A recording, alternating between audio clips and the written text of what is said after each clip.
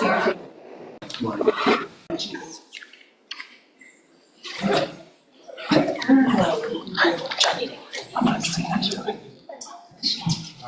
everyone. Thank you for that healthy hello.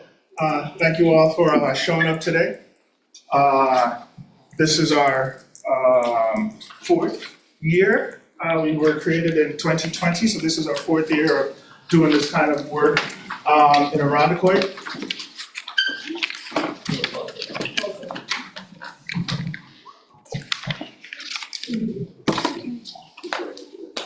Hello? Oh, that's a lot better. Okay. Let's start all over again. Hello, I'm Nick Robertson, an Irondequoit town resident. Hey. I've been here since 2014, living in Irondequoit. I'm here as a representative of Erase. I have been I'm one of the founders of Erase, and also was on the steering committee for 3 years. And I am not technically an advisor to the organization, but still very much involved in the organization. In addition to my involvement with Erase, I also have a day job. My day job is associate professor in the Department of Criminal Justice at RIT. I'm a sociologist by training. And so much of what I bring to Erase is about data and evidence regarding matters of race and justice within the town.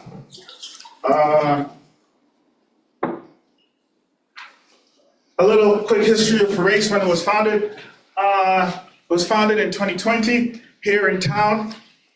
The spark, so to speak, there were some racist texts among the students in the high school. Parents got together, community members, folks, I think even on the town board got together, and this organization was founded in response to that.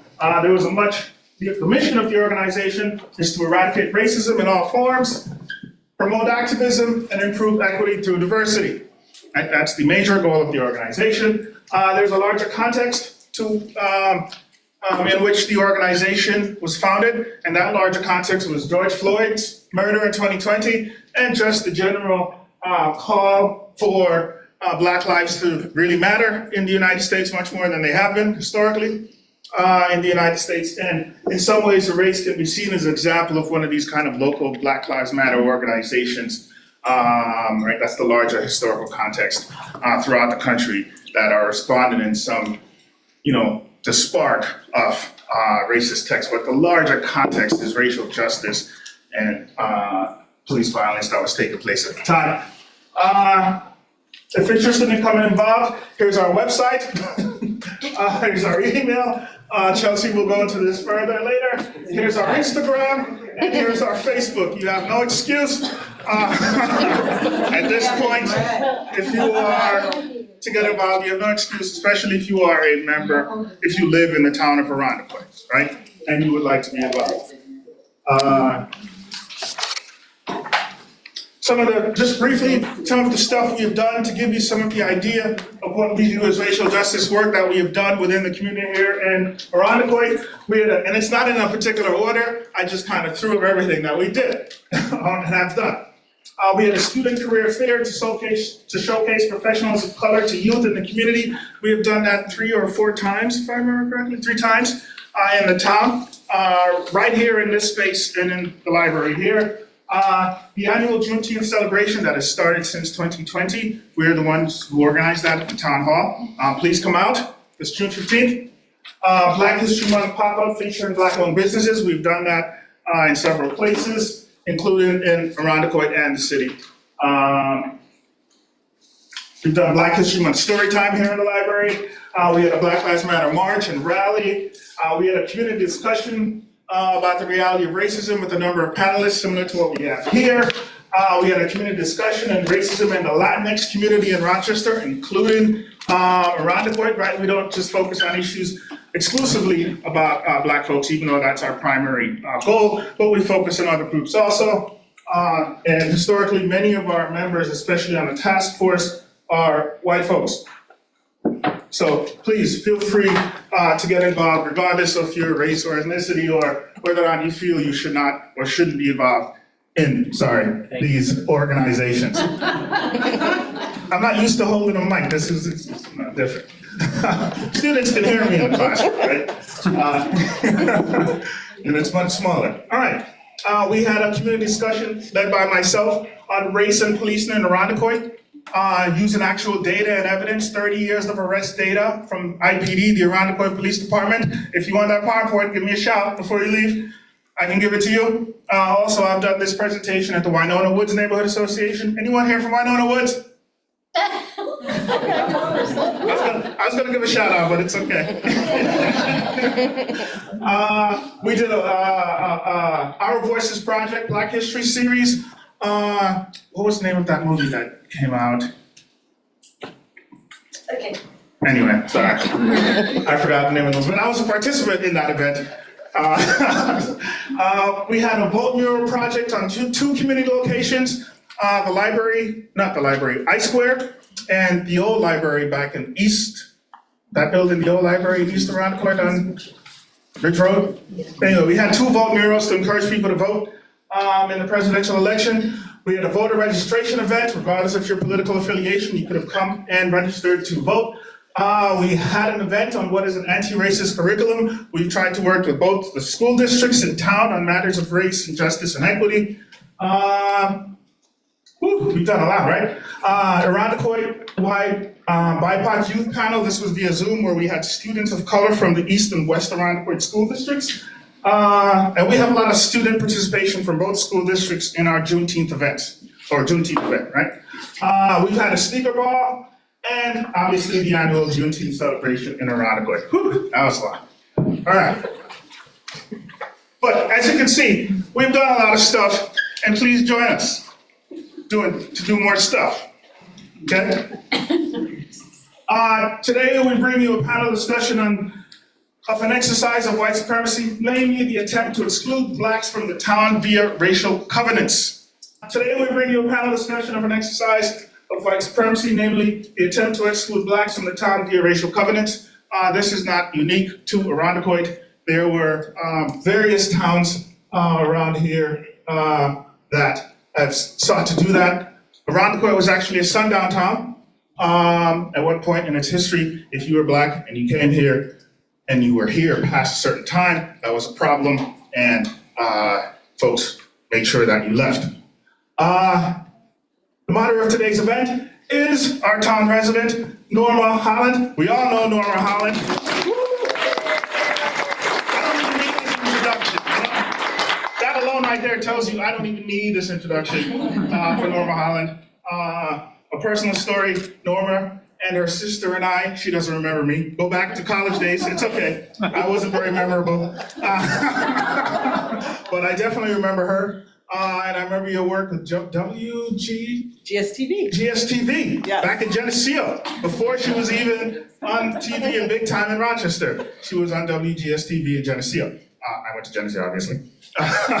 And both her sister and I overlapped in our time in college. In terms of hard conversation, sobering truths, and compassionate community building are three things Norma Holland eagerly tackles every day in her work as Director of Public Relations and Community Engagement at the University of Rochester, Office of Equity and Inclusion. New York State has decided to keep that, unlike some of our states. With nearly 3 decades of professional storytelling and broadcast journalism and public relations, Norma has proven herself as a crisis communications leader, effective relationship broker, and truth talker who jokes she's here for the business, but not for the BS. Norma advocates fiercely and unapologetically for telling the unheard stories of underrepresented communities. She's passionate about promoting equity in healthcare and creating productive spaces where people can explore their own journey into living and working as anti-racist. And so let's welcome Norma Holland.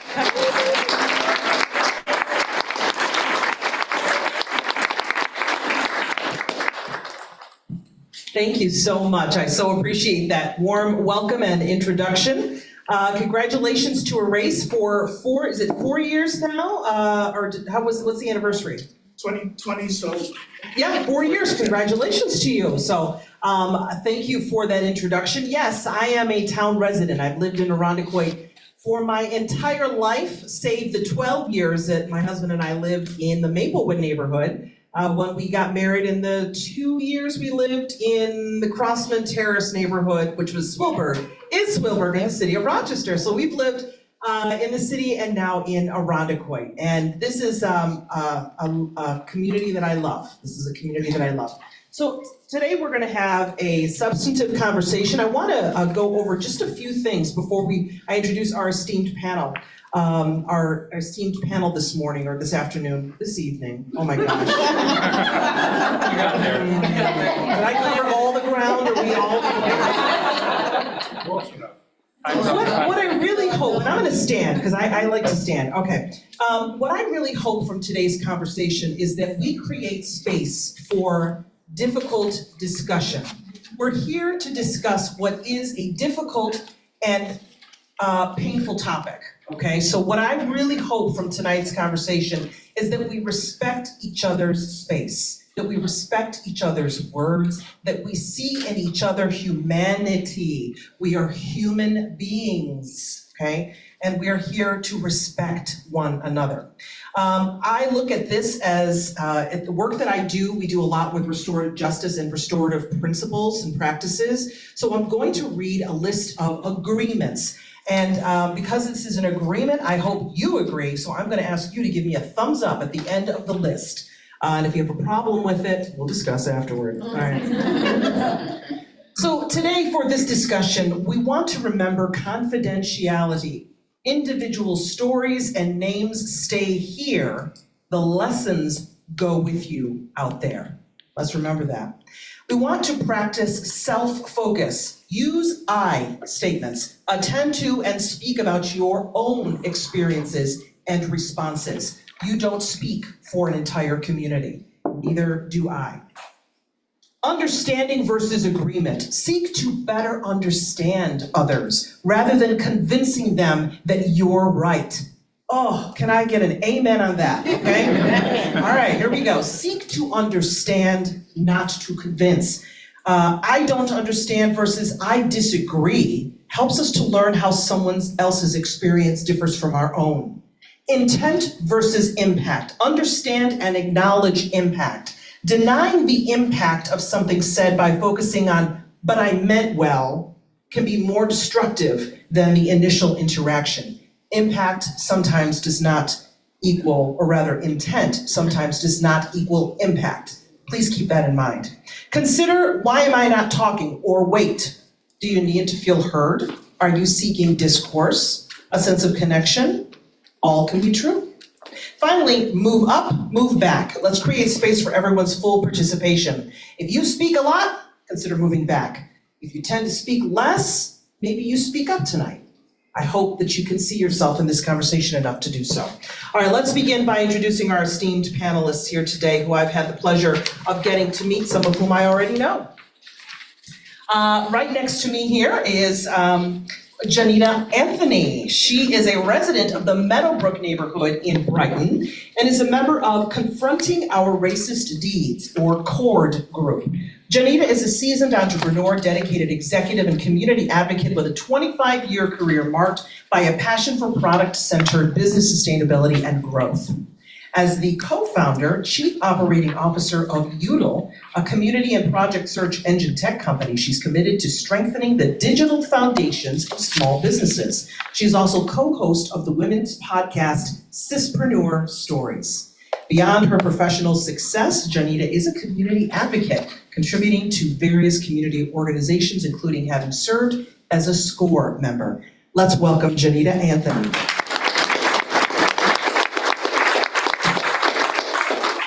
Seated next to Janita is our town supervisor, Mr. Andre Evans. Lieutenant Colonel Andre Evans began his military career as an enlisted soldier in the U.S. Army National Guard, rising to the rank of Staff Sergeant E6 as a combat medic. He was then selected to attend the Distinguished U.S. Army Infantry Officers Candidate School. In his commitment to service, Mr. Evans, Town Supervisor Evans, has, and I'm going to read just a few of these because there's so many. I'm going to pick 3. How about that? Come on, I got you. Served as an advisor to the Irondequoit Police Department Community Advisory Group, served as president of his local Kiwanis Club, worked to help vets as a financial counselor with the Veterans Outreach Center, and so on and so forth. And you can learn much more about our town supervisor. Let's give our town supervisor a round of applause.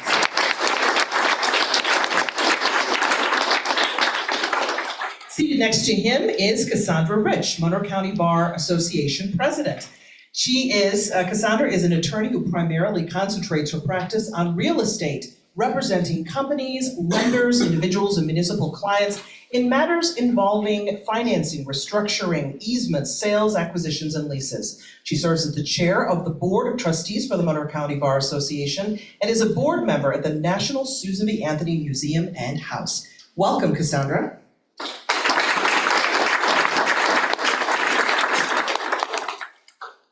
Very good. Seated next to Cassandra is our final panelist, Christopher Brandt. He is an Irondequoit resident, project architect who has experience in multiple facets of historic preservation practice, including design and construction administration.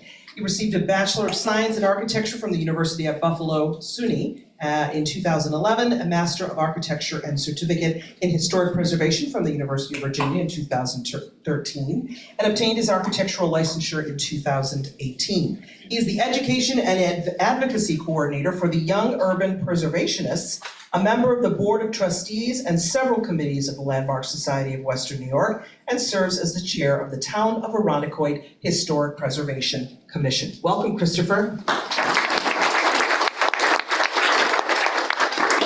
Tonight, we're going to see the documentary that is called, and I just want to make sure I have my notes here, sorry. Thank you. It's called Home Access Denied. I got a chance to watch it earlier today and was just taken aback, and I think you will be too. So what we're going to do is we're going to show the documentary in its totality. So what I would do is ask if our panelists can move to the audience. Hopefully there is enough seating for them. Again, it is 20 minutes in length. Afterward, we will have a panel discussion and take questions from the audience. So technically, are we good? Okay, very good. Thank you very much. I'm sorry for the by the another Keisha whom I know. No Thank you so much. Thank you so much, Norma. Hello, everyone. I'm Shane Wiegand. I co-direct Our Local History with Keisha James. We'll talk a little after the film about the Irondequoit specifics, but Keisha will introduce the film, and then we'll kick it off. All right, good evening, everyone. Happy Thursday. My name is Keisha James. I co-direct Our Local History with Shane, and we are so excited to introduce you to our documentary called Home Access Denied. It is really helping folks in our community understand the legacy and the history of systemic racism and how it's impacted the Rochester area. So you will notice in the film that we have two families that are sharing their perspective of what happened when they learned about redlining, racially restricted covenants, and how they decided to get involved in civic action. At the end of the film, there is a call to action to really think about what is your role in your community, and really thinking about how we can make our community in Irondequoit, and I'm gonna say our because I used to live in Irondequoit, even though I don't live here anymore, it's still our community. And I will say, what is it that you can do to make Irondequoit a more welcoming and affirming community? So without further ado, we would like to introduce Home Access Denied. Thank you. The preamble to the Code of Ethics for the National Association of Realtors begins with, "Under all is the land. Upon its wise utilization and widely allocated ownership depend the survival and growth of free institutions and of our civilization." Have you ever wondered about your hometown and how it came to be? The history of the homes and the people on your street? Have you noticed differences between the neighborhoods we call home? When you consider the definition of apartheid to be the intentional segregation of various communities based on race and ethnicity, it would be hard to argue that it's not. I told you I was president of the real estate board. Most of this integration is lip service from people and the government. As a matter of fact, I didn't know of too many black people in Brighton. I had people call me up and say, "I understand you sold this house on Eastland Avenue to a black person. And if that's the case, boy, you're never going to sell another house in Brighton again."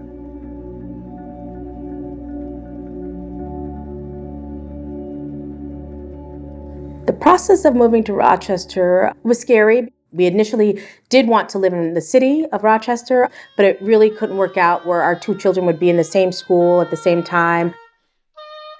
My sister-in-law looked at two houses. This was one of them. And when she came, she said, you guys need to come immediately, put an offer on this house. I think it's right for you guys, for where you are and what you need. I don't seek out places where I am the only person of color. Just living in Meadowbrook and just walking around my neighborhood, it became clear that I was the only person of color that I had seen in the neighborhood. I guess as an adult and how I operate in the world, there's this idea of being seen, right? That people are seeing you, that they make eye contact with you, that you exist, that they say, excuse me to you, that you're not invisible. And then moving to a small town like Rochester, immediately how invisible I felt. I didn't know why I felt so invisible or so overlooked. And then eventually I said, okay, what's going on? Like, something's up. And I'm like, oh, this is a racist town. Okay, they don't want to see me. My neighborhood is very mixed.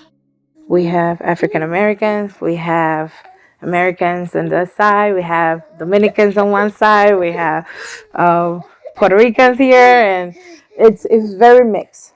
Even though most of the time we don't talk to each other, when something happens, everybody gets together. We had shootouts from one side to the other. The kids, my daughter won't go outside. She was like, if I'm not outside, she ain't going outside.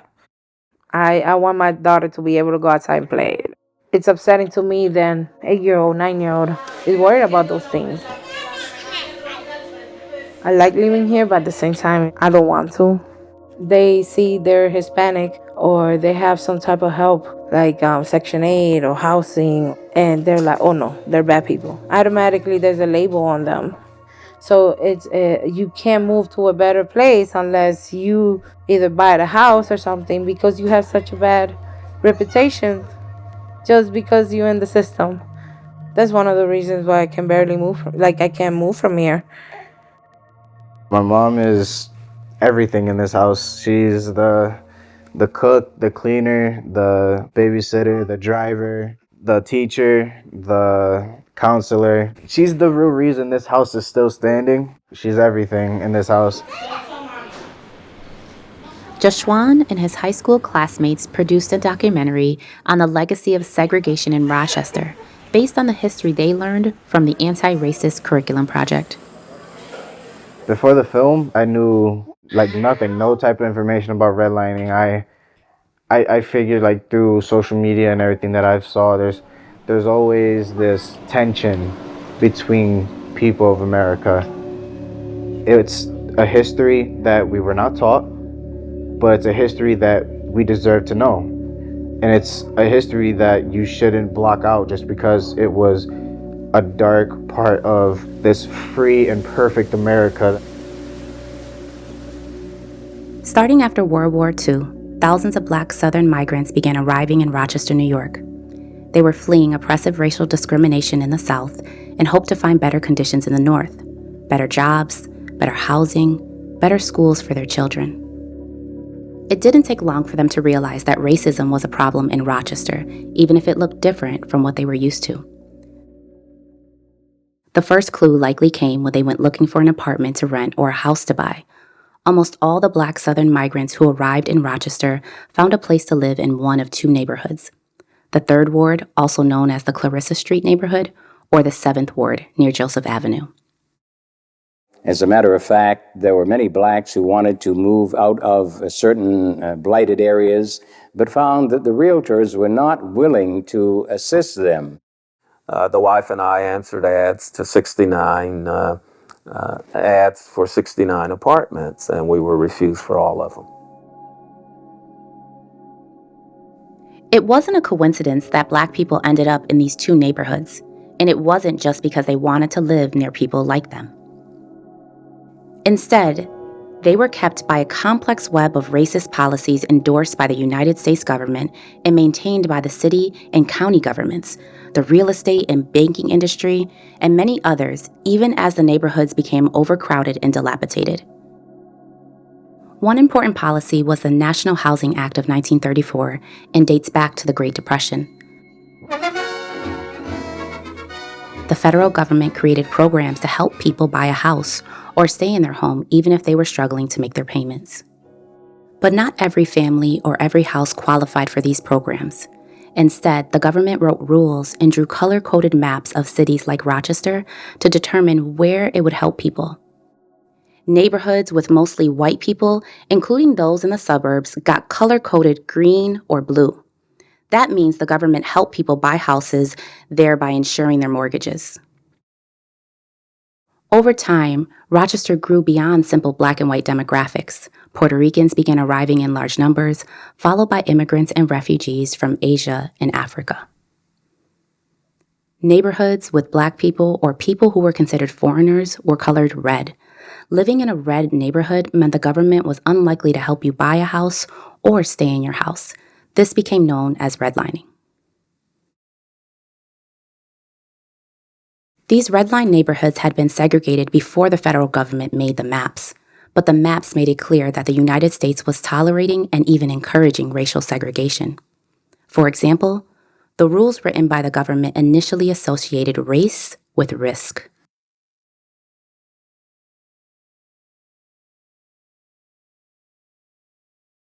If a neighborhood is to retain stability, it is necessary that properties shall continue to be occupied by the same social and racial classes.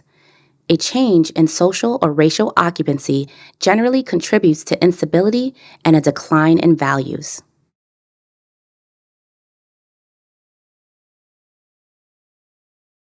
Natural or artificially established barriers will prove effective in protecting a neighborhood and the locations within it from adverse influences, including prevention of the infiltration of business and industrial uses, lower class occupancy, and inharmonious racial groups.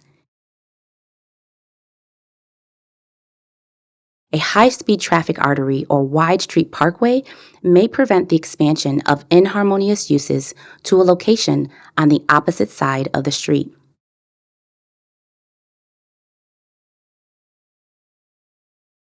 If you look at those communities that had been redlined in the 30s, 40s, and 50s, those are those communities where we see more and more a concentration of poverty over the 60s, 70s, 80s, and 90s, and now into the 21st century. What that has created is a system by which we've created artificial barriers. And whenever you put an artificial barrier into place from a policy perspective, you change the ability of folks to engage in social and economic mobility.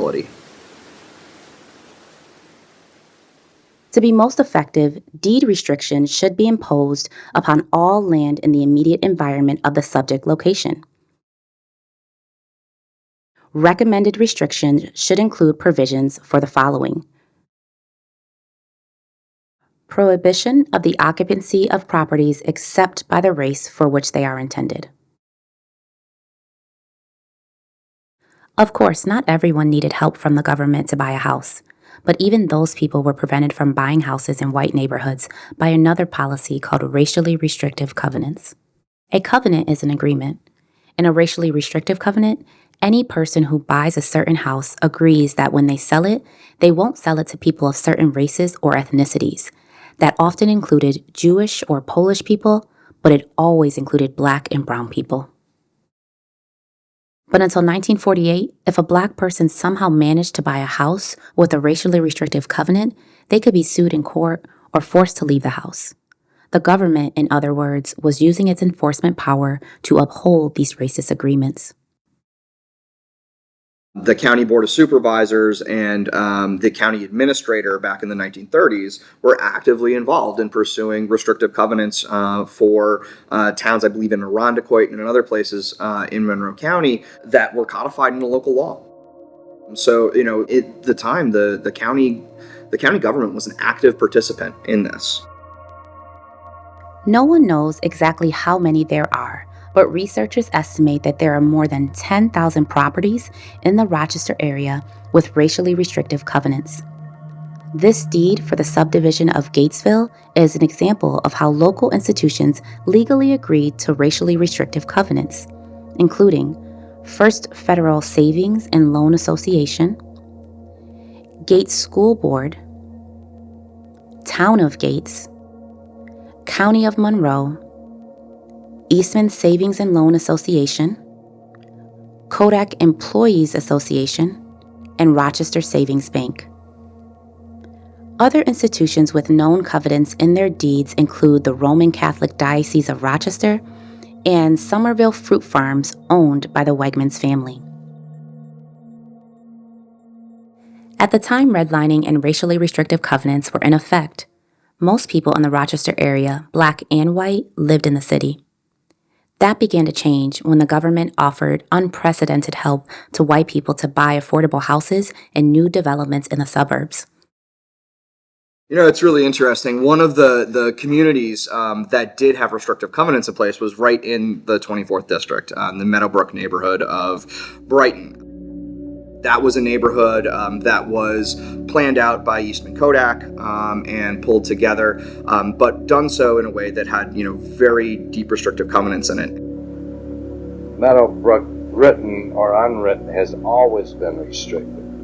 And in a market where a person can sell his property to whomever he so pleases, the seller usually having much regard, as they say, for their friends and former neighbors, are not going to sell to people who they think are going to evaluate or depreciate the property or make their friends and neighbors unhappy, so they sell it to attractive people. Many people today still will not knowingly sell to Jewish people or black people.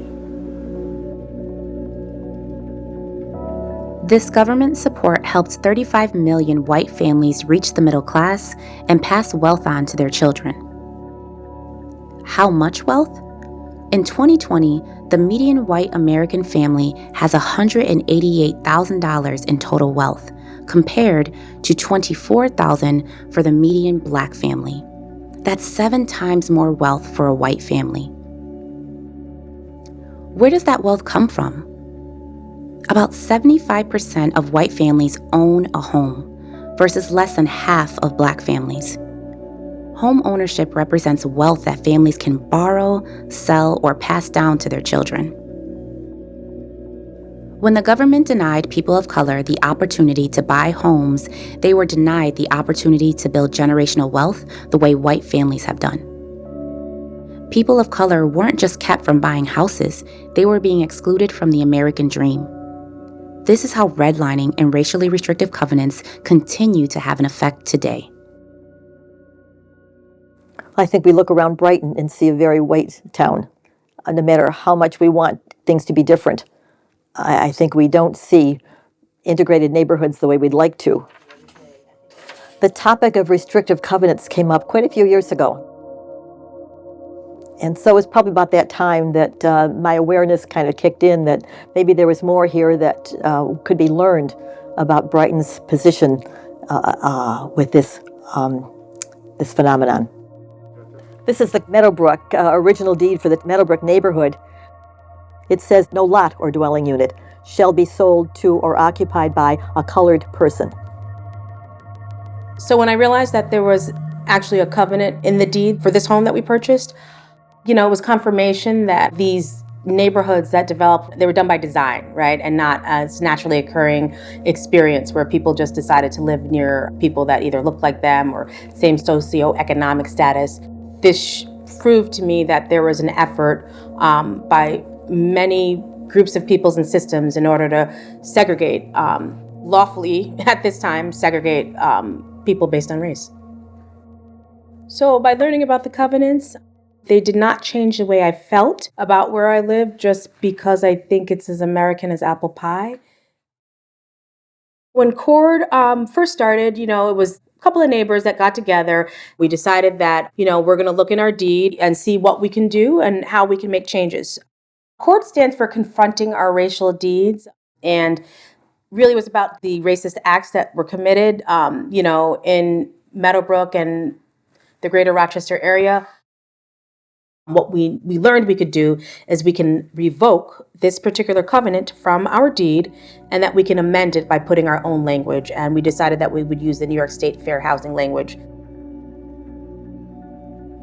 Now, Therefore, it is mutually agreed as follows. Paragraph 12 of the restrictions is hereby revoked, rescinded, rejected, disavowed, and repudiated in its entirety. Paragraph 12 of the restrictions is hereby replaced with the following provision.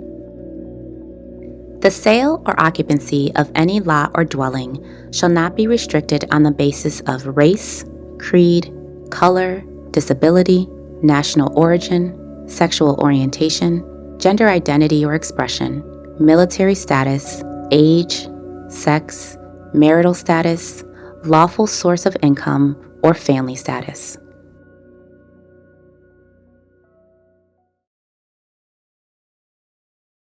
What have I seen as far as the change in the town since court initiative? I'm afraid not as much change as I would have liked to see. That I haven't seen other neighborhoods picking up the torch. I think a lot of the neighborhoods that haven't had restrictive covenants in their deeds, like Bel Air and Houston Barnard and some of the other neighborhoods, are kind of saying, "Phew, guess we dodged that one." But yet their neighborhoods are no more integrated than Meadowbrook. So I don't think there's been much change, disappointingly. What will you do? We all have a voice and a choice to take action in our own community. The Rochester Teen Film Festival is a celebration of youth filmmakers. But maybe some of the most important films are those that educate us. The movie that won this year was The Unattainable Dream, Redlining in Rochester.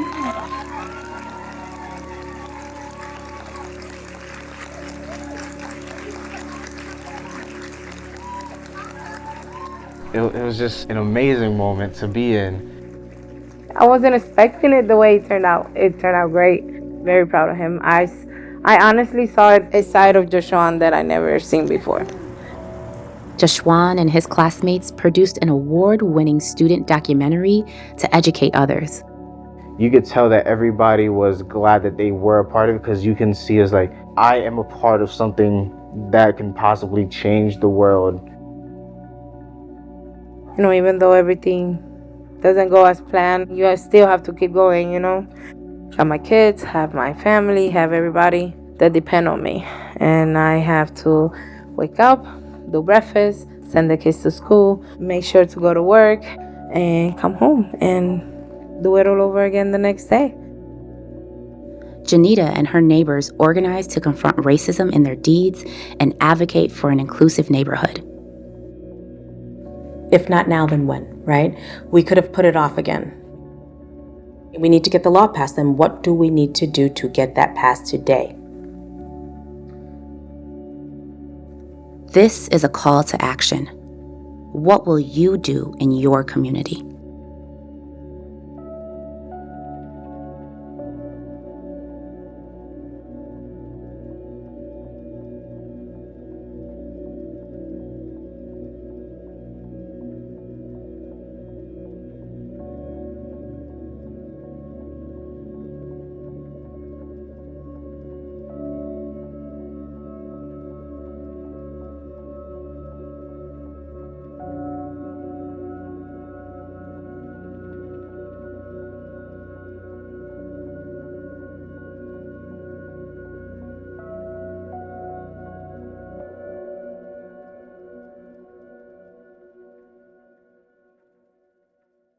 I just want to give credit to Carmen Eisen, who directed it, Justin Murphy, who wrote it, and of course Janita's here. We'll talk about her role in a minute.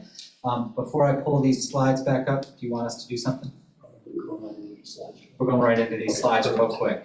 So you got a chance to see a little bit what Brighton did, and hopefully be a little inspired by some of the shifts that they're making there. Keisha and I first want to say that you can share that film. It is online at resistancemapping.org. That's in your packet. You can share it with your friends and family, have a conversation. What we want to do is quickly walk you through, so how did this play out in Irondequoit? And then Norma and the panel will come back up and talk about what can we do about the language that's still on many of these deeds, and then what comes after that.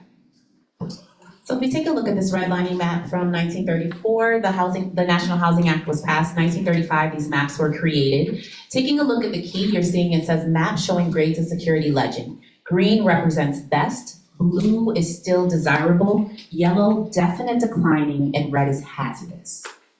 And so oftentimes and I see your eyebrows going up, right? And exactly, right? So the questions that come up with like, well, what makes a neighborhood hazardous? And who gets to decide what makes a neighborhood best or still desirable or definite declining? And so we're gonna lean into a little bit more of thinking about the language from this underwriting manual. To be most effective, deed restrictions should be imposed upon all land in the immediate environment of the subject location. Recommended restrictions should include provision for the following: prohibition of the occupancy of properties except by the race for which they are intended.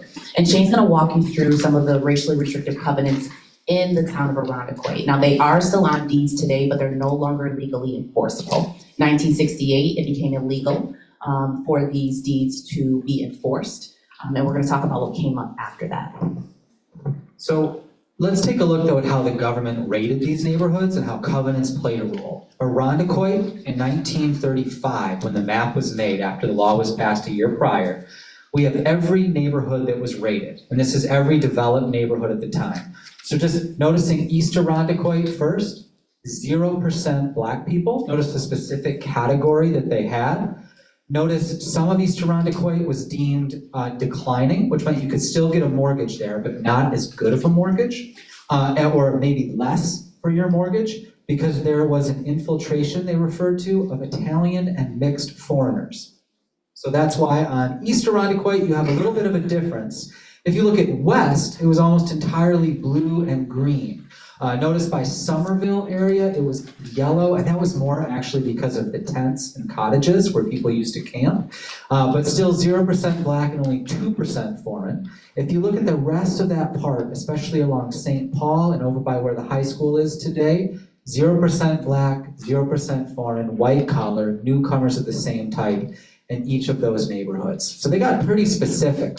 My fourth graders and I in Rush Henrietta learned about these deeds from some of the civil rights activists like Dr. Cooper, who you saw in the film. And when he talked to my students, he said, you should look into it. So we did. The kids wrote letters to the clerk, we partnered with Yale Law School, and we dug in and learned a lot about the neighborhood. Chris is going to be able to speak more to his neighborhood that was built by Grafton Johnson, as well as almost the entire St. Paul area was built by General Realty, by this guy and his friend, William Daley. Anyone familiar with Daley Boulevard? That's him. Together on each of these homes, and this is Laurelton, Rogers Estates, East Avenue Tract, Seneca Park, Seneca Ridge, Somerville. It's pretty extensive. On all of these homes, you have this in your packet, and these are the locations at the clerk's office. If you live in one of these neighborhoods, you can go look up your deed and do something about it if you would like. So we wanted to leave that in there and just highlight some of these neighborhoods. This is Rodman Farms, that Belmead, Windale, Thornton, right by the high school. Every one of those homes says, no person other than the Caucasian race shall live there unless they're a domestic servant. This is Newport Heights off of Culver Road. This is Wintonley in East Irondequoit. Notice advertised is restricted in the paper. This is Somerville. This is Daley Boulevard. He called it his crowning achievement. Wintonley, you can see the Catholic Church on St. James Church in East Irondequoit put this whites-only covenant signed by Bishop O'Hearn under the deed. I think it's really interesting. So you can see some of that. Walter Wegman chose to put this on his deed, and then he and his wife Anna, when that deed expired, went back to the clerk's office and put it back on there, which was really interesting. He was the head of the Republican Party at the time in Irondequoit and co-founder of Wegmans. These are the biases. 1964, they fought back against the covenants. They bought a house in Irondequoit, and then bricks were thrown through their living room window. They sold their home, and they moved to Henrietta with the Coopers. This is Lloyd Hurst. He attempted to buy a home with his friend Robert Rhodes. Robert Rhodes tried to buy the home in Irondequoit off of Culver, but the real estate agents refused to sell to him, and the neighbors wouldn't allow it. Lloyd Hurst sued. It went all the way up to the state courts. They won, but by then the homes had already been sold, so he actually ended up integrating the town of Pittsburgh. So some interesting pieces. You can go online, you can look and see if your neighborhood has these. This list is not exhaustive. We have not found every deed yet in Irondequoit. I will say Irondequoit and Brighton are tied for the most racially restrictive covenants, because they're our two oldest suburbs. So we're gonna bring the panel back up. You can scan the QR code to look a little bit more at these covenants. That's in your packet, so I won't leave this on the screen. You can see the guide that Cassandra Rich and her team at the bar put together. And you can also scan the QR code to see what Janita and her neighbors did to revoke and add statements of welcome and why that was important. So I'll have Norma come on back up with the panel, and we'll be here to answer questions if needed. So here we go. Shane and Keisha, thank you. That was masterful. Please give another round of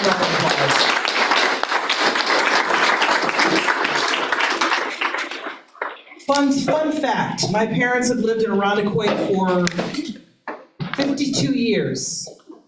52 years. And when my parents moved into their home, the gentleman who lived next door said, he returned the key to the house. He said, I no longer will be needing this key, so I'm gonna give it back to you. We like to keep keys to each other's homes here, but we won't be needing it anymore since you're here. And let's make sure to keep this neighborhood nice. Would you do that? My mother was horrified, called my father and said, John, I want to get out of here. I don't want to live here. They moved to Irondequoit from the city. It was 1977. And it was really painful for my mom. My father was furious. I was 2 years old. So go ahead and do the math. That's okay. I'm proud of my age. I have nothing to hide.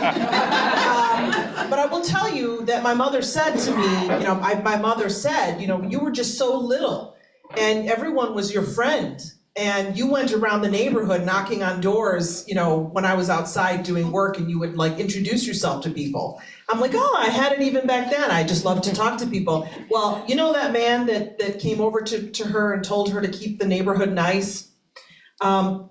Within a couple years, I was riding on his back as he was weeding his lawn. And he was giving me candy and playing with me. He was my best friend. And when he died, I was 12 years old, and I remember crying. I called him Grandpa. And that man became one of our dearest neighbors and our dearest friends. So if he can change, I think anybody can change. But as it is, young people led the way, right? Just like, with this effort. So anyway, let's get right to it. So Nick, I want to ask you. I'm sorry, excuse me here. I'm going backward in time. Let's start with Supervisor Evans. What is your response to this film? Seeing the restrictive deeds that were created in these neighborhoods, the way that they were described. What is your thought about that, and why, in your estimation, is this work so important? Well, thanks very much for being here, and I kind of want to back up a little bit, so I'm going to answer this in two parts. We had the same experience, except my neighbor moved. So he didn't only not welcome, but they eventually moved when we tried to buy the house. The realtor told me, wouldn't it be nice to sell the house to nice family? And at the time I was embedded with the DEA on a classified mission as a young Army officer, putting my life on the line, working adjacent to law enforcement. So this kind of continued, even though I was one of the guys a good guy in green and blue. So it's ironic now that I'm actually the first Black Irondequoit town supervisor in Irondequoit, the first Black town supervisor in Monroe County, and they believe the first Black town supervisor in the state of New York. Because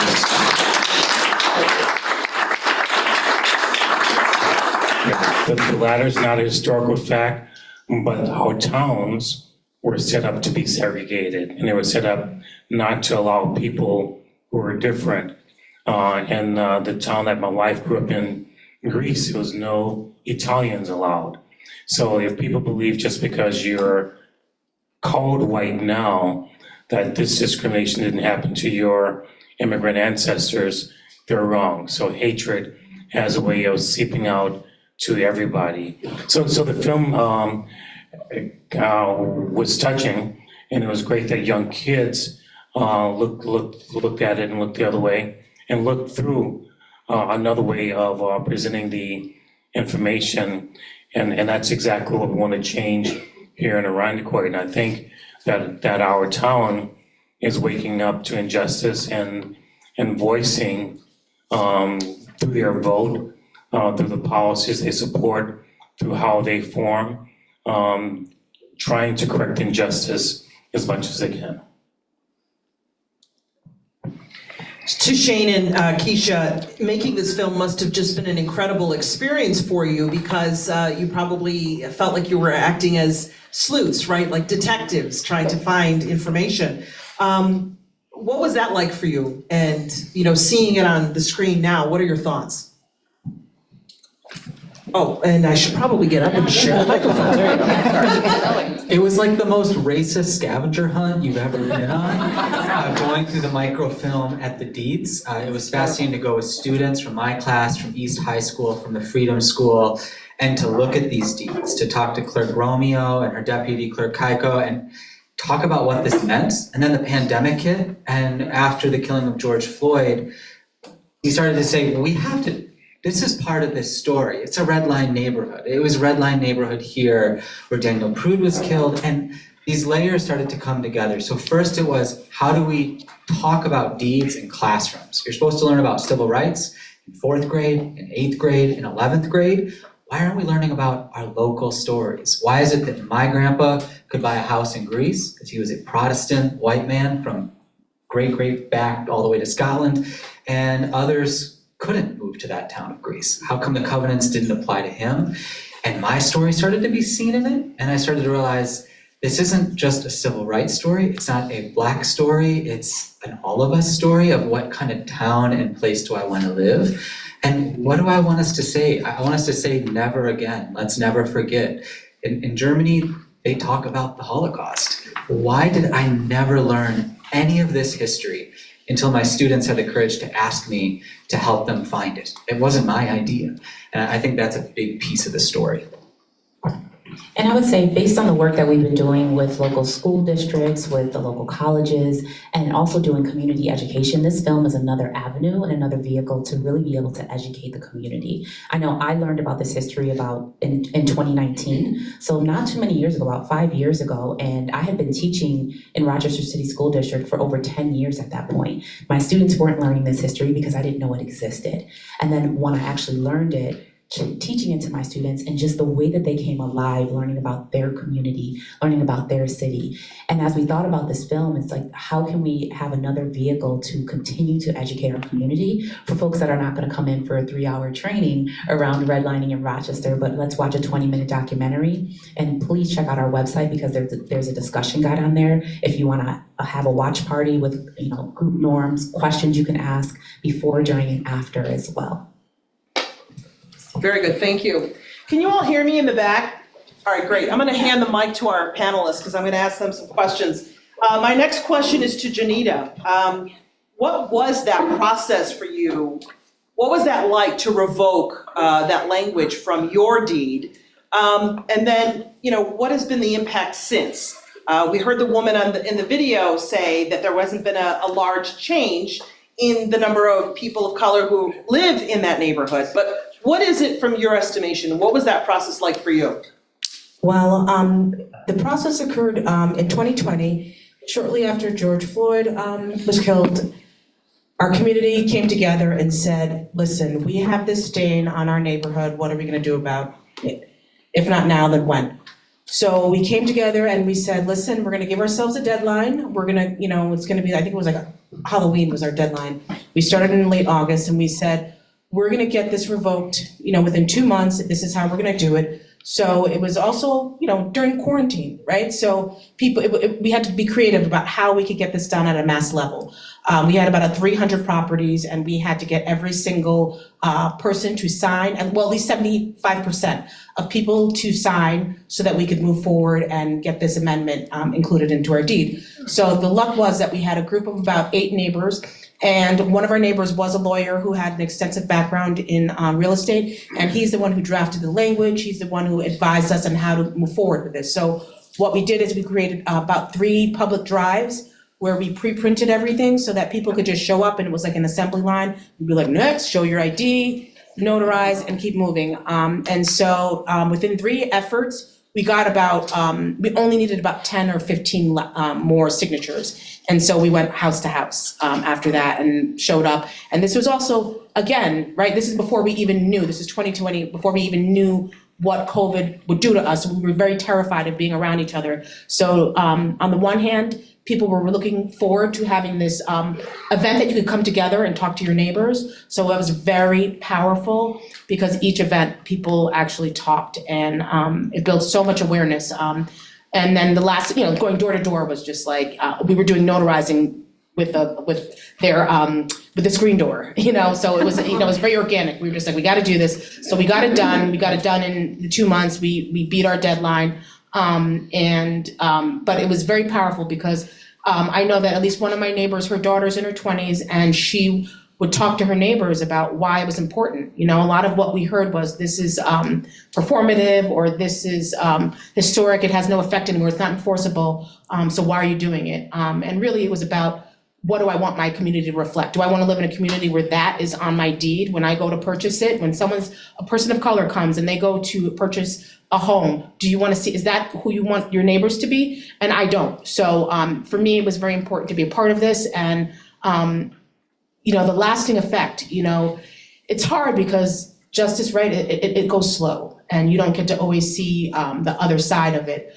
But what we do know is that and another caveat, it's 5 years before it's enforceable, right? So we did this in 2020. Next year, our amendment will be actually on our deed legally. So that's interesting. So they probably do that to really, give a little time so things can happen in between, right? So we know that next year it is actually a part of our deed, but the lasting impact was awareness. I would say majority of the people we spoke to had no idea that this existed. I happened to, because I think this is something that I had learned or just overheard. I remember my parents talking about redlining in the 80s. It became big during the Reagan administration. And so I knew that we call them grandfather clauses. I grew up in the New York City area, so we call them grandfather clauses. And I guess that was like the colloquial term for covenants. But that meant, you don't sell to someone of color. And, the lasting impact was that awareness and education. And so what we did, we also did a museum exhibit with Nazareth students, and we had it at the Brighton Memorial Library, and it had stuff about the covenant, historical things about redlining and racially discriminatory covenants. And lastly, we also were able to get into the middle school and teach. We got in touch with a teacher, and she wanted to teach this to her students. And it was it went very well because the students, again, back to, I think it was Keisha saying that it was their own community, right? So they were very excited about learning that Brighton had this history, and they felt very connected to learning about it. So I would say that, awareness was super important, because we always think that our neighborhoods look like they do organically, like we just want to go, be together in our socioeconomic or our racial class, but it was very much by design, by a complex network of systemic factors. Incredible, thank you. To Greg, Cassie, and Chris, you have actually been through the process of finding the covenants on your home deeds, and then you have filed the paperwork to have the racially restrictive language revoked. How did that process go for you? And then Cassie, with the legal elements, if you could talk about that from the legal perspective, what do we need to be aware of? As for people in the audience who are looking and thinking about finding out the information, what do they need to do? Like, how do they even get started? But I'll start. I think maybe any one of you could really start with this question. Sure, I can start. Chris and I have both been through this process. For me, it began with organizing this event and participating in the organization. And I wanted to go through the process from start to finish, just as any one of you might choose to do. So it involves taking a trip down to the county clerk's office, and you get to feel like you're in a Dan Brown novel. You get to go through some old books. And microfilm too. This scratches for me as a librarian a lot of itches. If you are interested in genealogy, family research, you probably have the skill set or at least the interest to do this yourself. It does involve using a computer. Your search starts on the web. But as we saw in the video, many of these documents are quite old. And in the case of my home, it's about 100 years old. So that involves going to microfilm. It involves going to like these old leather-bound books. From start to finish, it probably took me about 3 hours to obtain the original document with the racial covenant in it. Your results may vary. I do have a leg up on some of you in that I have a professional skill set that involves looking up legal and various government documents. But I did encounter some setbacks. Like I mentioned, these documents are quite old, and some of the text in them is written in a flowery type of calligraphy that I don't know that anyone really knows how to read anymore. And so there were some transcription errors that involved, looking at different pages since it wasn't clear exactly where my deed was. Now, if you're lucky and your documents were transcribed properly, which it appeared most of them were, it might go a little bit quicker. If you're not very comfortable with using a computer or using microfilm, bring someone younger or older than you, depending on where your level of discomfort is. So I obtained the original documents, and I did wind up conferring with Cassie. We used, and you can actually see in the packet of information here, page 39 is where my original documents were. This is exactly how it looks. They've been photocopied so many times that the text is a little bit hard to read. But once I obtained those and I conferred with Cassie, we had drafted a letter, which you find on page 43. You can download a copy of a template of this letter from the Monroe County Bar Association's website. And you can find the URL at the end of this packet here. And the QR code is in the packet too. Yes, QR code as well. So again, whatever your comfort level is. We inputted the appropriate information into the form with Cassie's help, and then my wife and I had this notarized at the village clerk's office in the village of Fairport. My wife is also a librarian, and that office is right across the street from her, so that's why we chose that location. But you can go over to Irondequoit Town Hall if you'd like. Once that was done, we had to fill out this other form, TP 584. You can download a copy of that from the Monroe County Bar Association website as well. And we took this all to the county clerk's office. It probably took maybe another 20 or 30 minutes of waiting in line and talking to various employees at the clerk's office. They were all very helpful. All said and done, I would say this whole enterprise took me maybe 5 to 6 hours to enact.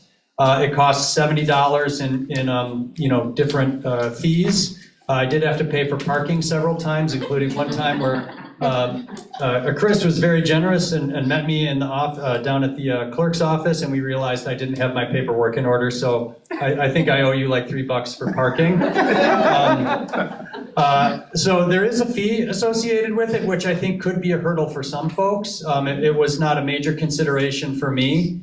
Just as the time was not a major hurdle, but that could both be something that folks might need help with. And then if you take a look at page 50, you'll see the document that indicates that the process has been enacted and that the clerk has received all the necessary information in order to make the change. Can I say one thing? Sure thing. So now that we have official proof, Keisha and I on our website, resistancemapping.org, we're going to half shade in Greg's neighborhood because his neighbors haven't done the same thing, and it will change from black to pink, just like Meadowbrook has. And the goal is for the entire map, which you can see a picture of in your packet on the website, will be pink instead of black. And we can see and show our children, look at the way we're starting to correct and talk about our community's history. And just want to quickly point out on page 37, Shane has put together some helpful list of where you will find the deeds in the various books and shelves at the clerk's office. So if you live here in Irondequoit and you live in one of these neighborhoods, some of the legwork has already been done for you, so it'll shave off roughly maybe half of the time that I spent. I live in a neighborhood in East Rochester and Parrington, and it, this work had to be recreated anew for the first time. Okay, so I guess for me, well, the process of what it meant to me. So the process, I would say, was made much easier due to the hard work of Cassie and Greg, that I was sort of like the next step. I was able to utilize those sample documents that you see in your packets.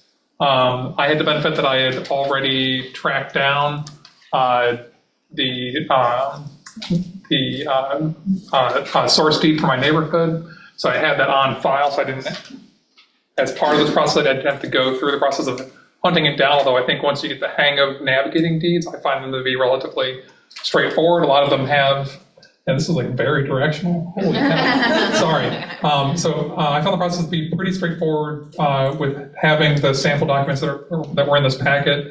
Since I had my source deed already on hand, I think it took me 15 minutes to fill out the paperwork, and now I just need to sort of head to the clerk's office once my wife is back in town, and make the final filing of it. But I think a lot of it is getting to those original source deeds, and many thanks to Shane for already sort of assembling a lot of these various subdivisions in Irondequoit to sort of assist in that process. And I would say, from my own research, so the Town of Irondequoit's Preservation Commission is currently at the sort of tail end of a process of getting our first National Register district in the town of Irondequoit.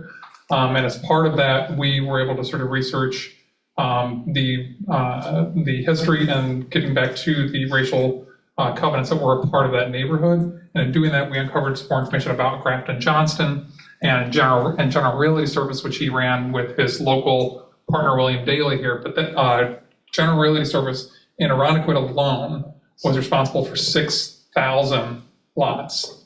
And if the source deed for my neighborhood is any indication, there are probably 6,000 properties in Irondequoit that have racial covenants on them from their sort of original sort of subdivisions, whether or not they were sort of built on back then. Sorry, I do have a question. So are you saying that you can do this yourself, right? Yes. You can change and revoke that language like you did, Greg, right, for your neighborhood, or rather for your home, but do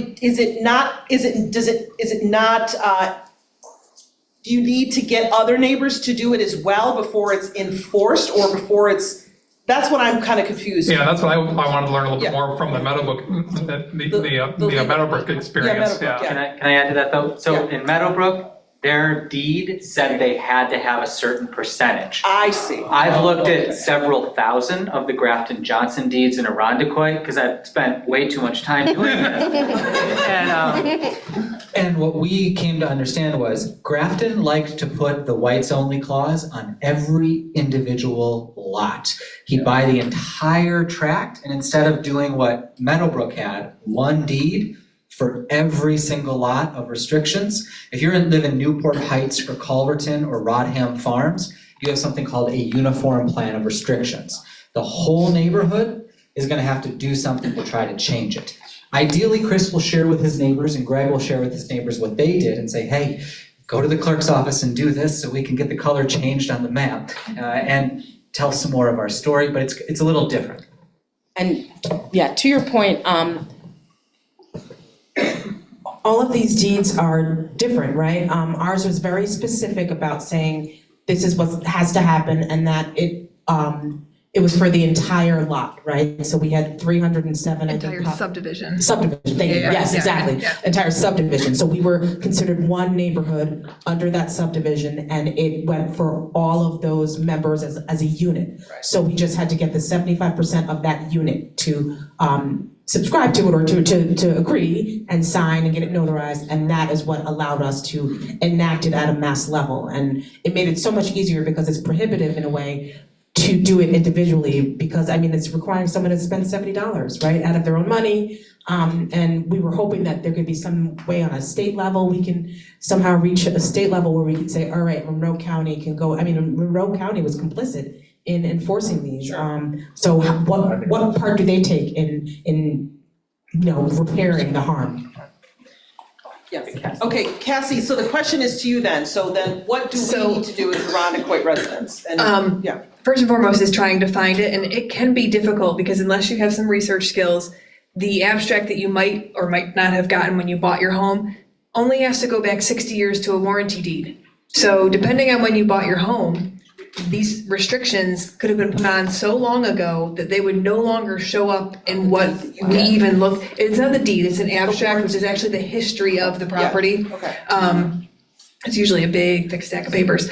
And so right now, unless you happen to get one where people did a really good job of keeping track of their abstract and adding to it, and you can tell that there's like crinkly old yellow papers and the old spidery handwriting, what you may have is a newly created abstract that's only going to go back 60 years, and it will not have the restrictions because these restrictions were put on longer previous to that. So you may need some research skills to find it, and sometimes what you see is a reference in the current documentation that tracks back to the original restrictions. So you do need some research skills, but they've done a lot of the work for you.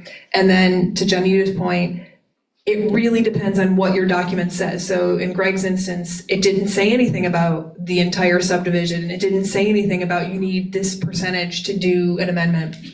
And so they had a big organizational challenge to get 75% of the people to do it. And then even for the 25% of people who didn't agree, it's still effective because that amendment process for your entire subdivision was effective for the entire subdivision. But I am curious, we're gonna have to talk later about the 5 years because it should have been effective as soon as it recorded. And then the other thing that's really interesting is the reason they do the TP 584, which is a very particular form that no one but real estate attorneys really cares about, well, and the county clerks, is it allows them to index the agreement as to your property. And so when the abstract is created in the future, they know that that agreement is tied to your property and it comes up in the search. And so I wonder if, Janita, it had something to do with that because it was such an extensive modification that it was taking them a long time. So we need to chat about that. That's curious. But it was in the deed itself said it's only it takes 5 years before it can be enforced on this subdivision. So in our deed. Okay, I'll have to look. But it's interesting because some of the modification language I borrowed from Cord when I created this stuff for the Bar Association because there's no need to reinvent the wheel and you guys did such a great job. I've got to say, so there's a saying that change begins at the policy level. So here we are, all of you, I should say, doing this very hard work. And kudos to Shane and Keisha and company for making it, getting us literally started on the right page, okay? That's huge. We thank you for that. But why is it so hard? Can it be made simpler? Can we go back, and change laws to make it simpler for homeowners so that it's not a wild goose chase, in a Dan Brown novel? I'm just curious. Well, I can take that one for a second. I think change starts with you, and democracy starts with you. And the great part about our system is that each individual voice can make a difference. And when those voices are linked together, that's where policy changes. So if you think about any major step in American evolution began with one or two individuals, and those individuals speaking to others. So I think that I was actually shocked when I walked through the door. This is where change starts. When the racism starts, when the racist stops being racist and chooses to change, like your friend decide to ride on your back. So change starts when the individual starts making the requirement that the system adheres to better principles. And that's what's great about democracy. And that's what's great about our town. From my perspective, what I would really love to see at some point is the county legislature enact something that waives the recording fees for this. So at least it takes that barrier away. Yeah. I am on the committee working on that, but it's been slow going because we're volunteers and busy and no one writes legislation. We're kind of muddling. But we'll sign on to that if you present it to the town. Thank you. That's awesome. I don't know if you all heard that. He said that the town would sign on to that if we present that. And in terms of making it easier to find it, that's a hard push because that's a funding issue. Who are you gonna pay to go track all these things down in some very, very old records? Because I know that there's been conversations with the county clerk before, and they want to be cooperative and they want to be as helpful as possible, but there's only so much they can do unless they got a grant to pay for someone to go look for these things, because, you know, everyone's got a job to do and their duties are already pretty strictly prescribed, so they don't have the manpower to do that. So we need a historian. We need to pay for a historian to do the job. No, I'm not kidding, actually. I was just not to put Cassie on the spot, but I wondered if there was the ability or interest from the sort of collective of the Monroe County Bar Association to like maybe have an initiative to assist homeowners with doing this research, especially with real estate attorneys that have that experience. The answer is no. It came before the Real Estate Council, and the answer is most of them are getting paid a fixed fee to do a very specific job, and they don't have the time and the manpower themselves to do it. So if you pay them a set amount of money to help you transfer your house, they're looking at that 60 years that they need to look at to make sure you're getting good title right now. They're not going back 100 years to look at whether or not you have a restriction that is not enforceable. And so a small subset looked at this and decided, you know, to the point that Janita made earlier, is that the way you want your neighborhood to look? And so we made forms available, and we've got some folks in the various title companies who will help us go pull really old deeds. So if I find a reference to something and I'm like, I can't get this online myself because you can only go back to like 76, 78, 76 online. And after that, someone's got to go to the clerk's office to actually pull it. And so I have a number of people that I can say, hey, I just email them and say, hey, I need this old restriction, and they'll pull it for me. And they're very cooperative in that.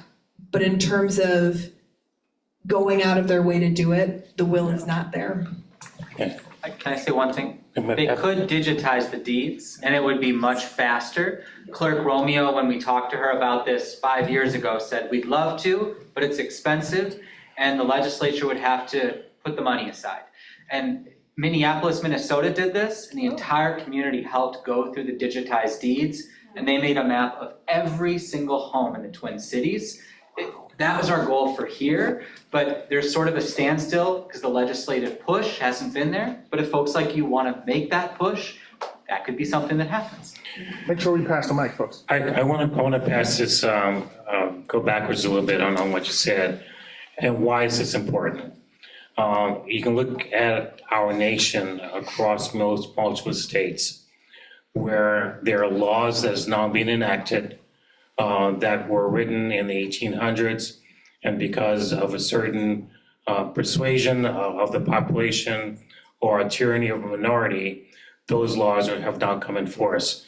Can you imagine what would happen if we do have a situation where we roll back our civil rights to now that when I met my wife, we were less than 5 years past loving, so therefore it was actually illegal for me to be married to my wife in more than 30 states in the United States. So those things are important. They're not performative because we've seen now how easily things can get rolled back to ancient laws, to laws. The Supreme Court has used some of their decision from back before the Dark Ages to justify their reasoning for things. So it's not just performative. It does have to do with today and with the kind of future we would like to build. So then, yes, go ahead, Janita.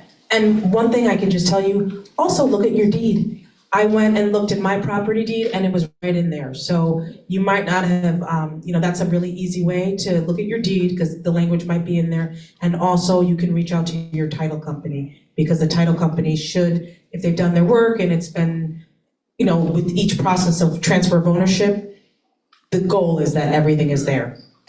I have a question about how helpful have real estate agents been? If I were to call my real estate agent, Would they know anything about where to find these documents themselves, or how to expedite some of this? And I don't know.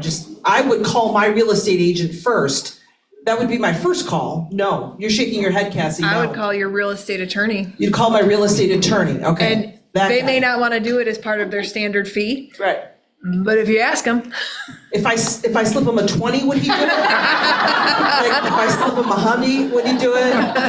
Okay, do we want to take questions from the audience? Are we good with that? All right, I see a gentleman here in pink, he's got his hands up. Excuse me, I'm gonna move around here and we're gonna ask questions and get some answers. Remember, we have about 30 minutes left on the clock. Question, I recently went to my son's house closing. Yes, speak right into that. I recently went to my son's house closing. Could a purchaser or a seller insist in either buying or selling a house that the abstract and title companies go back and do the complete title search to the deed to see if there were these restrictive covenants, and then include the form you've designed and make it part of the closing? That would seem to me to be something that shouldn't cost a lot of money and ought to be easy to do. It would cost a lot of money, and it is not part of the standard form contract in our county.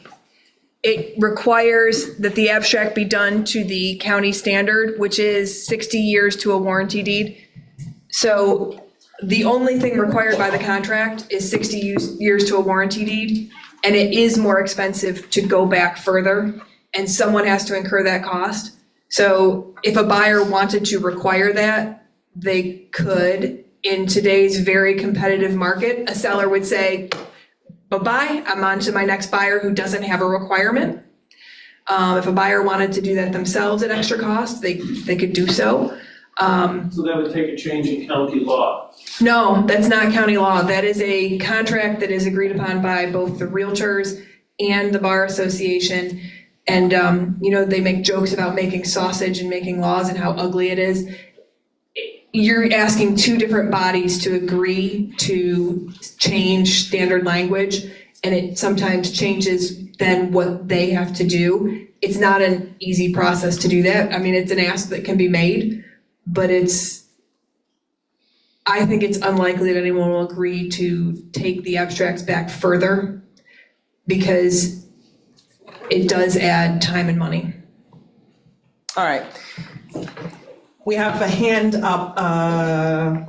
You have a question? Yes.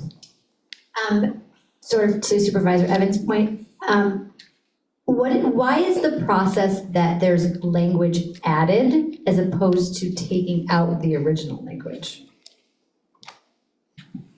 Leaving that original language in there. I'll take it.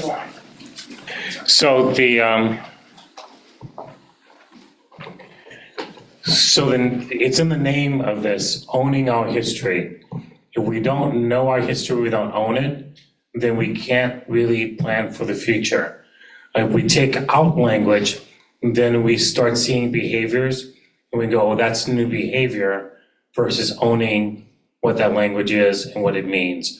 So I think it's important to learn about the restrictions, about slavery, about the massacre of Native Americans, about how we treated the Irish, how we treated the Italians, why are Jews and Blacks linked through history in the same neighborhoods.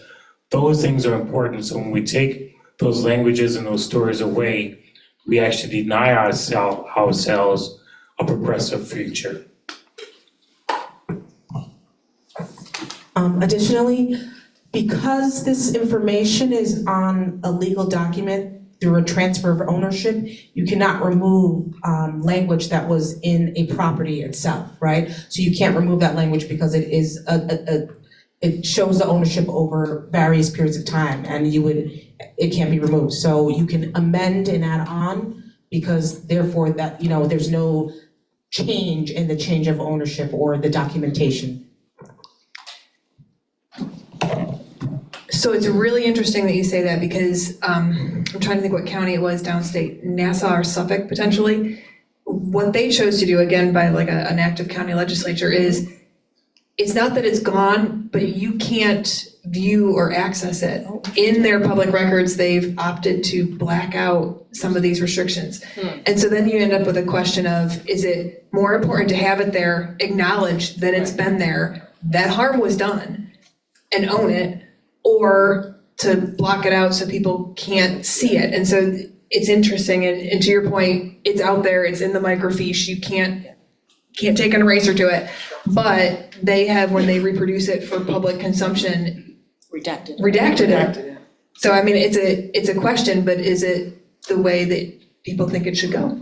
So here's a question I have, and I want to get to the gentleman in purple because he had his hand up. But so the question is, and why do this? And I know we've talked about it, but there's a lot of people who might see this and might say, why are we going through all this work? I mean, none of this is even enforceable, right? Like these deeds are no longer, that language, I should say, is no longer enforceable. It seems like a lot of work, a lot of time, and a lot of money to change something that doesn't matter anymore. I'm playing devil's advocate. Be very clear about that. So what's your answer to that? Because I want to hear once again why this is so important to you, and then I want to get to the gentleman in purple. Again, what I stated was that I've been living in a neighborhood and I want my values to be reflected in that neighborhood. And if they're not, I don't really want to be there. So for me, it was important that I had this opportunity to make this change, that I did it. And then again to Supervisor Evans, let's say laws changed, right? I'm in an interracial marriage. If laws change and, they're gonna boot me and my children out of the house? No. I needed to make sure to preserve myself. And so this was also self-preservation. I'm like, this is important to protect the things that you find important. And it's important to protect them on a very, a lot of change happens locally. It doesn't happen nationally, or it does happen statewide, but it happens locally. So for me, it was just important to be in a neighborhood that wanted to be reflected my values. And if something changed, and let's say, we see how quickly it can change, I was like, I need to be protected in my family. Ditto. I learned a lot about it during so many of the educational pieces that started coming out in 2020. And it caused such lasting damage that I think it's important to acknowledge it and then to try to do something. And so I guess I could be accused of it being performative, but I think that performance may actually be really freaking necessary. Yeah, I think, so speaking to that, it is because there is so much effort to it, and to go through the process and to acknowledge that harm, because it's way easier to just be like, well, yeah, it's not enforceable. I'm not going to go through the effort to find the deed and to think about how that implication had a direct effect where I live. But actually going through the process, having that sort of personal experience and connection to the history of that place that you live in is far more powerful. I think that's something that, in a much general sense, that I feel very strongly about on just for historic preservation. That's why these sort of historic building places are so powerful and important, is because they make that history and that understanding and that context tangible. But if we're just sort of loosely talking about, well, it's not enforceable, let's just move on, you're not going through that effort and that experience to really develop that sort of personal experience and acknowledgement of that effect. The one thing I do want to say is that change comes through first acknowledgement, but we have never in this nation reconciled our past evils for what we do. So for me, this change is part of the reconciliation process. I'm reconciling my past with the vision of the future that I want to go to. So I think this is part of reconciliation. Okay. Oh, I got one. I think for me, this is part of my history as a white person in America. My family's generational wealth. We're not rich, but we have generational wealth through home ownership. My college got paid for through the home equity in my parents' and grandparents' home. It was built because of racially restrictive covenants and redlining. And so to know that this is my history, it mattered to me to own and tell that story and to share it. But then the other big thing that matters is that when you have an event happen in a town like Irondequoit about maybe a school coming in with predominantly Black students or an apartment complex off of Thomas Avenue. We can't have that conversation, which is a valid conversation. I'm not here to say what's right or wrong about it, but we can't have that conversation without understanding the context of what Irondequoit legally and explicitly did until 1968. And then if the impact of a zoning reform or who is allowed to attend in a school building, if that impact today has the appearance of an imbalance, we need to connect it to that history and have that conversation with our history is how do we live out these values.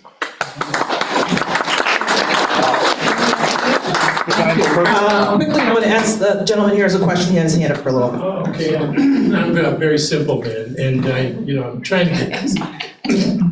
And we had in Arizona a law of 1864 that resurrected its ugly self. And so that we know that can happen.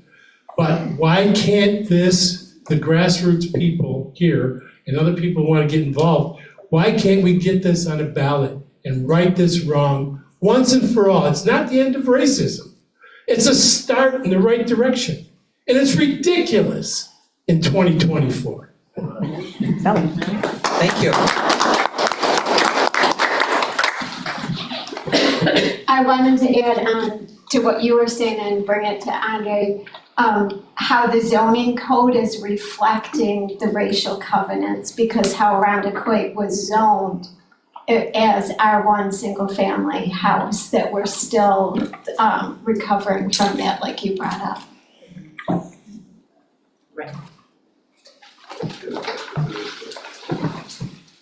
Yeah, I have a simple question.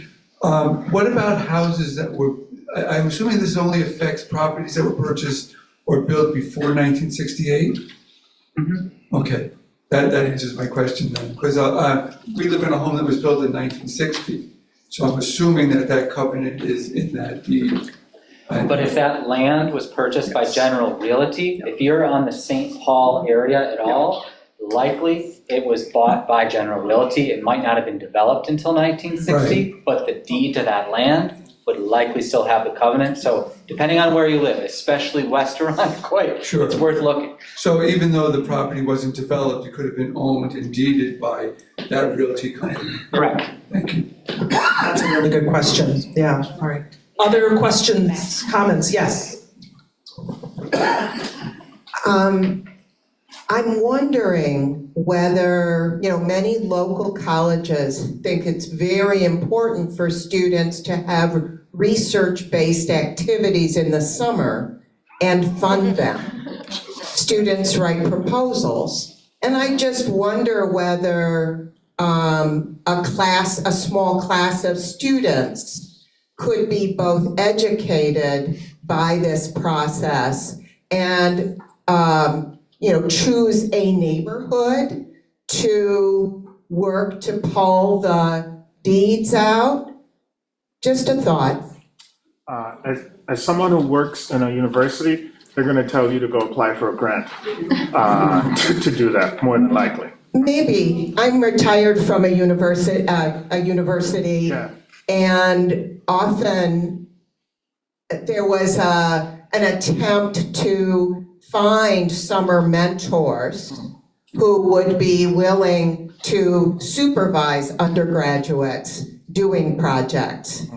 And regrettably, the mentors are not normally paid, but that's the problem. We're on a 9-month contract. Well, yeah, but we worked all summer anyway. That's true. What can I say? But anyway, that's just a thought of a source, and it could be a real learning experience for students, either students from the general college population, or if somebody wanted to gather students who are in C-STEP McNair, because it has some particular meaning for many of those students. I love the thinking of this group. There's some fantastic ideas. We've got some questions back here in about 15 minutes. I just want to piggyback on what this young lady said over there. They actually, Nazareth, they have service-based learning, Dr. Watkins had. And so I think that might be a good resource as well, because you can connect it to a community-based organization or a school. Eagle Scout projects, the lady here says Eagle Scout project. I love it. Yes, sir. Howdy. How you doing, everyone? So, I know you guys mentioned earlier that you're still looking for a bunch of the deeds out there for these buildings. Now, you mentioned how General Realty bought a bunch of property. So, if you were to do the research into that company, would you be able to find the assets that they acquired, and then from there be able to backtrack to what lands or companies or even houses that they own that those deeds would apply to? Chris, do you want to talk about that? Yeah. Chris is kind of the expert then. Okay, great. Thank you. Great question. All right, let's get the answer from Chris.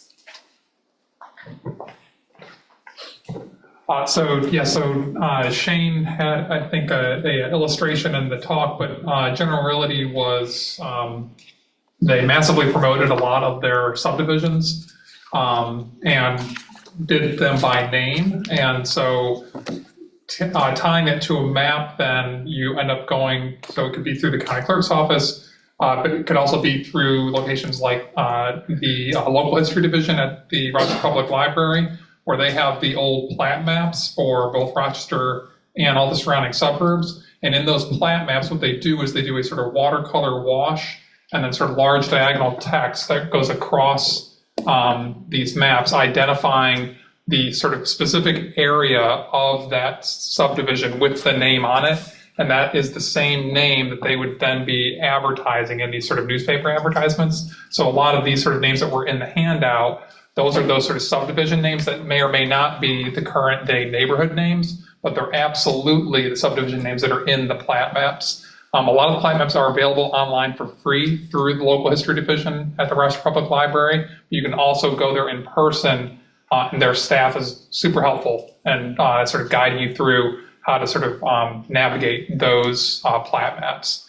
So I think teamed with what Shane's already provided, and then I'm certainly from speaking from for myself and in the role on being on the preservation board, I'm happy to track down a few of those sort of advertisements to get all of those names written down so that we have that as a sort of reference. Also add on top of, just because I like to sort of pick on Grafton Johnson because he absolutely deserves it. So he lived in Indiana, hardly ever came here, inherited all the money from his father, and then used it to expand a massive real estate empire. The town of Irondequoit sued him for back taxes that total in today's dollars almost $7 million, because with all these subdevelopments on top of having the racial covenants, he loved to get the town of Irondequoit to come in, put in the street lights, the pavement, and the sidewalks, but he would never pay taxes on the lots until there was a house on them. And it took until the early 1930s, and the town took him to court, but he passed away too soon to pay up for the town. So Grafton Johnson was a piece of work. Thanks for that comeback. That dude was bad business. Lydia, yes. Hi, I wanted to speak to the aspect of creating generational wealth. Janita, you mentioned it. Shane, you mentioned it. Many of us are now, or I should say because I'm a geriatric, I am planning, doing my estate planning. I have a 92-year-old mother who is still in the first house of our Black family, and only Black family still on the street 55 years later, by the way.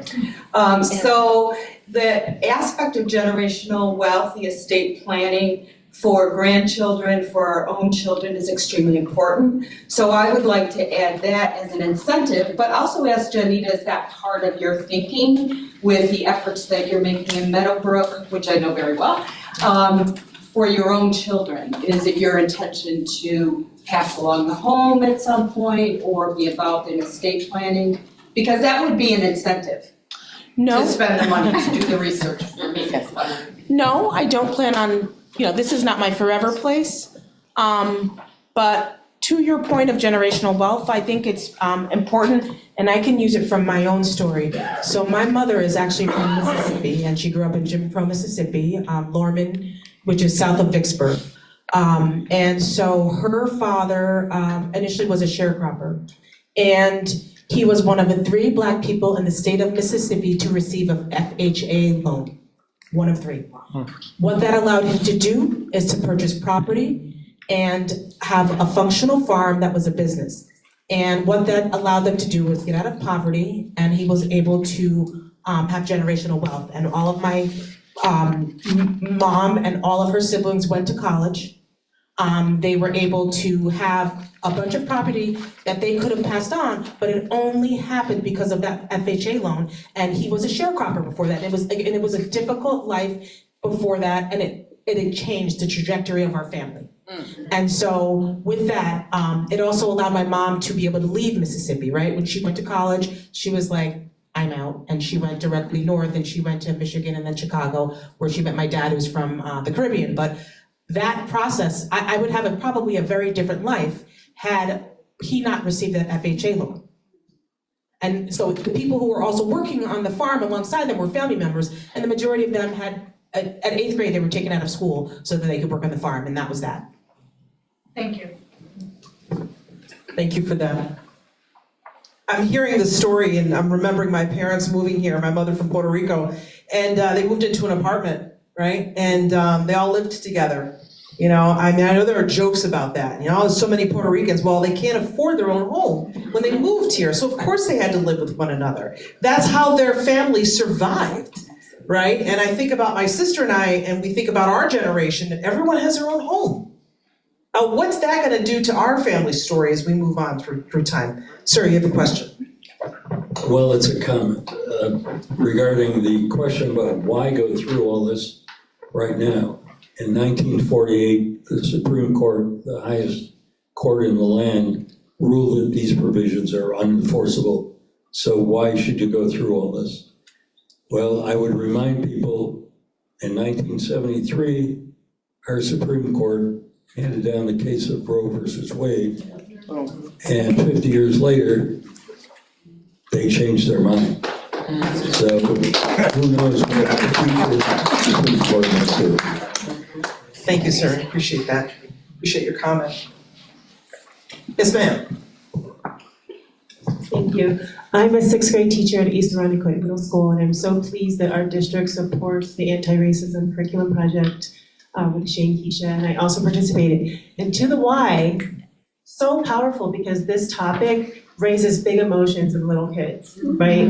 They'll say like, if someone gets white milk as opposed to black milk, that's racist. And then we're like, wait a second, is that racist? I mean, these are 11-year-olds, right? I do. So this project, this case study gives us an access point as scholars, right? As geographers, historians, economists, political scientists, to take a more objective look, still acknowledging big emotions, but saying, what does it mean to act in a racist way? It's really incendiary to call someone racist. We're not doing that in this classroom. But let's take a look at what kind of actions impact, maybe not intention, right, would be considered racist by the definition we're establishing in this unit.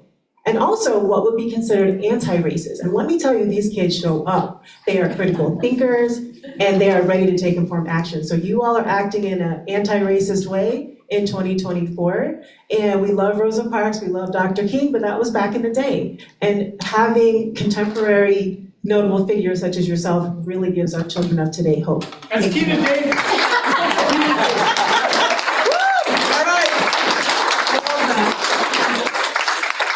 Any more comments or questions? I have to say, I felt a little hopeless looking at the film. No shame, really. Like I was looking at it going, oh gosh, you know. But I am lifted and I feel hope. Inspired by the film. Oh, I'm so sorry. Yes. Okay. Yes, sir. Hi, thank you to everyone on the panel, for the researchers who have done all the work to inform us about this stuff. My question may have been spoken to, but I'm having a hard time understanding why we couldn't pass sort of a universal revocation of all of these sorts of deeds at the county level or at the state level or at the federal level. Is that something that's legally possible, or what would prevent that? I don't know that I can talk loud enough, but I'll try. So effectively, the Supreme Court already said they're unenforceable. So right now, the fact that you may have you may have one of these restrictions or covenants in your deed, it's not enforceable. The problem is, at least from a real estate practitioner's perspective, it needs to be indexed against your property. If you want to revoke a restriction that is indexed against your property. And so doing something universal has already been done. And to Jean's point, sitting here in the front row, there's a chance that it could be undone someday, which is really scary. And so the real issue in terms of, like I talked about the abstracts and the going back 60 years, and basically what happens is they trace your chain of title back. So they see in your deed who gave you your deed, and they go back and they get that one, and they go back and they go back, and they follow the entire chain backwards. And if the restriction is in your chain, then it's on your property. And if the revocation is not recorded in the county clerk in your chain, it's not really on your property. It's not been revoked on your property. So it's a function of the way our land records work and tracking it through. I also want to say, I see him in the back of the room there, Andre Marcel from WDKX. I just want to say thank you for promoting this event on the radio station today.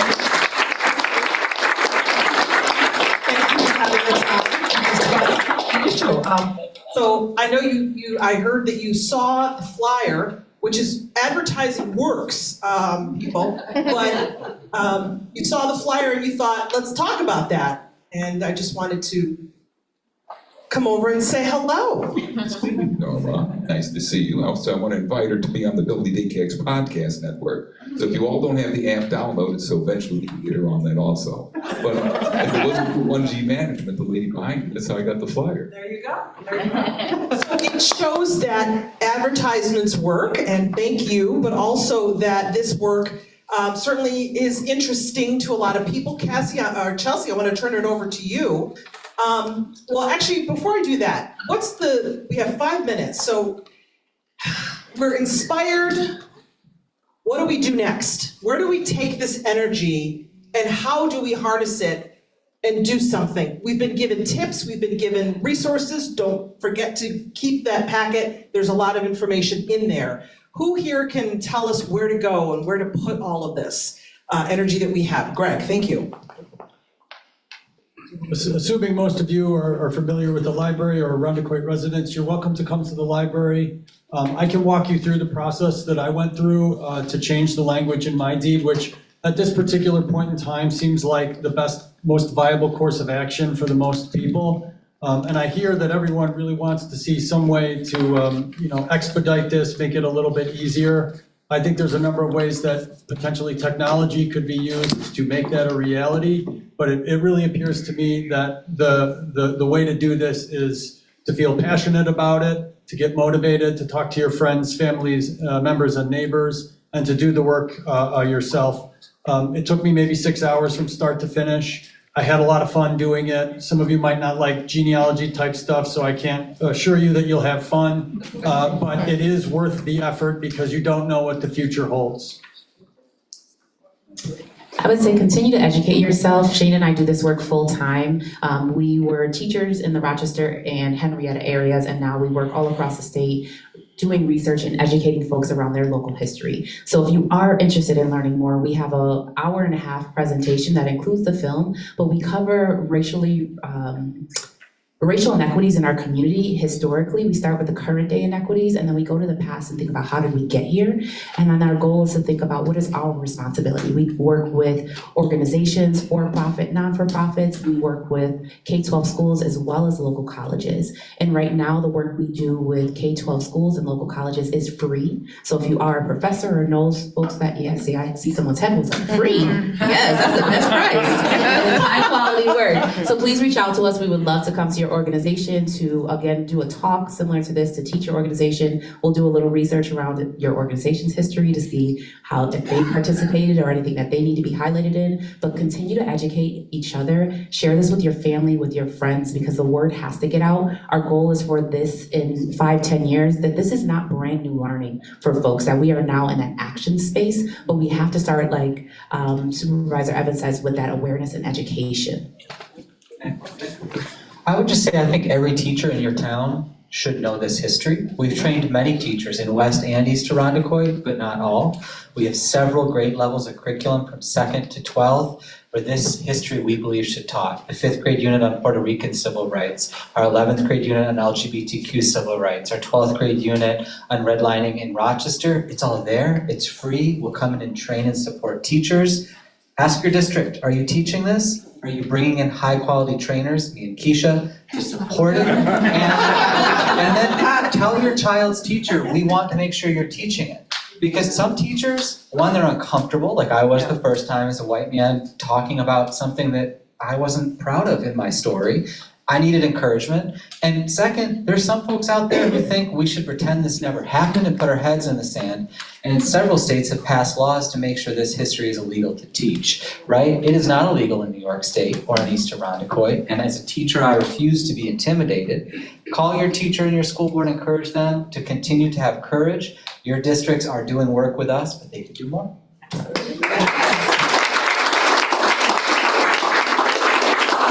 And also, Erase is a nonprofit organization in this community here to support. So you can, and we also work with the school districts helping support. So if you don't feel comfortable saying to your kid's teacher, we will.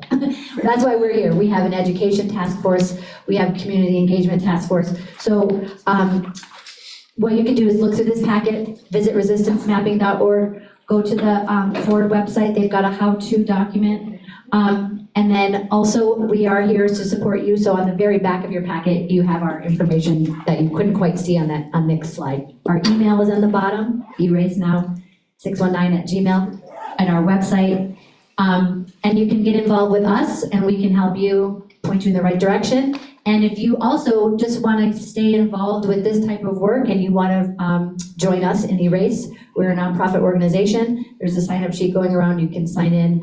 You can also join us for our events. We have our 5th annual, in partnership with the town, 5th annual Juneteenth celebration on Saturday, June 15th. And we have a walk, run 5K. You can scan the QR code to register for that. You can help us. You can sign in the back on your way out. Just stay involved with us to keep the conversation going, and we're here to support you. So if you feel like you don't know what else to do, email us and we'll find help. Thank you.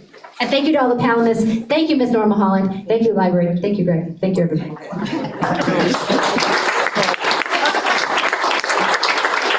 I just want to say one thing, and a shameless plug for the town. So the fact that I'm here shows that we are caring, involved, loving, and embracing community. And the fact that we are still the #1 hottest zip code in the United States for young people or people to buy their first home says a great deal about who we are as Irondequoitans. So we've come through the fire, as the old people would say, and now we have the springtime and the warmth to heal. So I'm grateful to this community. I'm grateful for this panel about how we embrace our past and, more importantly, how we envision and reach for a better future.